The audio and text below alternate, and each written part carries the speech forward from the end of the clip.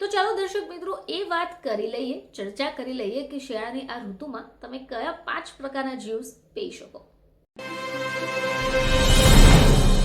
નમસ્કાર દર્શક મિત્રો, ખબર છે .com પરથી દર્શી નાયક આપ સૌનું સ્વાગત કરું છું. દર્શક મિત્રો, શિયાળાની આ ઋતુમાં ઘણા બધા લોકો પોતાના ડાયટને ચેન્જ કરી દે છે. પોતાના આહારમાં લિક્વિડ ડાયટનો ફોર્મેટ રાખે છે અને ઘણા બધા પ્રકારના જ્યુસ પીવાનું શરૂ કરી દે છે. ખાસ કરી આદુનો રસ, દૂધીનો રસ, ગાજરનો રસ વગેરે. હવે આ ઋતુમાં જો તમે શરીરને ફિટ રાખવા ઈચ્છો છો, સ્વસ્થ રાખવા ઈચ્છો છો, તો આ 5 પ્રકારના એવા જ્યુસ છે જે તમારે ચોક્કસપણે પીવા જોઈએ. તો ચાલો દર્શક મિત્રો એ વાત કરી લઈએ, ચર્ચા કરી લઈએ કે શિયાળાની આ ઋતુમાં તમે કયા 5 પ્રકારના જ્યુસ પી શકો. તો શિયાળામાં જો હેલ્ધી રહેવું હોય તો તમે આ 5 જ્યુસ અપનાવી શકો. મોસમી ફળો અને શાકભાજીને ડાયટનો ભાગ બનાવવો જરૂરી છે. હવે ફળો અને શાકભાજીમાં જોવા મળતા પોષક તત્વો ન તો ફક્ત રોગપ્રતિકારક શક્તિ મજબૂત બનાવશે, પરંતુ શરીરના દુખાવામાંથી પણ તમને રાહત આપશે. ચાલો આજે આપણે એવા જ 5 જ્યુસ વિશે જાણીશું જેના સેવનથી ફાયદા થઈ શકે. હવે જો તમે ઈચ્છો તો આવા 5 જ્યુસને તમે નાસ્તામાં પણ સામેલ કરી શકો. તો આજે આપણે ડાયટિશિયન નંદિની પાસેથી જાણીશું કે કયા જ્યુસ પીવા જોઈએ.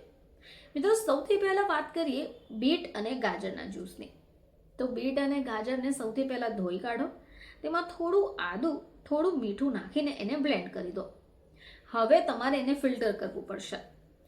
આખા દિવસ દરમિયાન તમે ગમે ત્યારે પી શકો છો.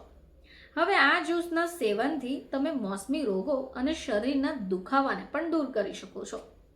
ચાલો વાત કરીએ લેટીસ અને લીલા સફરજનના જ્યુસ વિશે. તમે લેટીસના પાન અને લીલા સફરજનને ભેળવીને સ્મૂધી બનાવી શકો છો અને એનું સેવન તમે કરી શકો.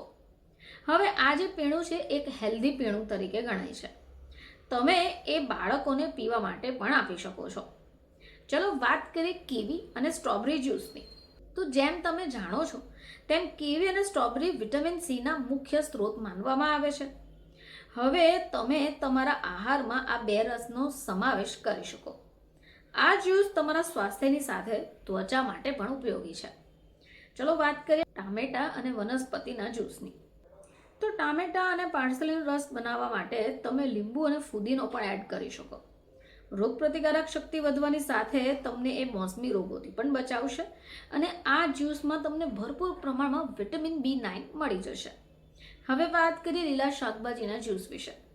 તો શિયાળામાં લીલા શાકભાજી ખાવાની સલાહ અપાય છે. જો તમે લીલા શાકભાજીનું સેવન વધારે પ્રમાણમાં નથી કરી શકતા તો તમે જ્યુસ બનાવીને પણ પી શકો. આને માટે તમે પાલકનો ઉપયોગ કરી શકો અને અન્ય લીલા શાકભાજીનો ઉપયોગ પણ કરી શકો.